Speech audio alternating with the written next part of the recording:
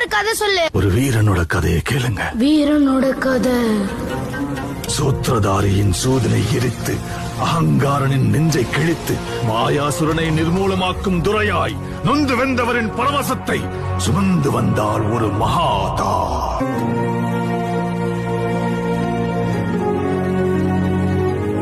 பயந்து மருகி பதரை சுருங்கிய சந்திரன் முகிலின் முந்தானையில் அஞ்சு ஒளிந்திருக்க ஜோதியாய் ஒரு பெண் எரிமலை ஒன்றை பெற்றெடுத்தார்.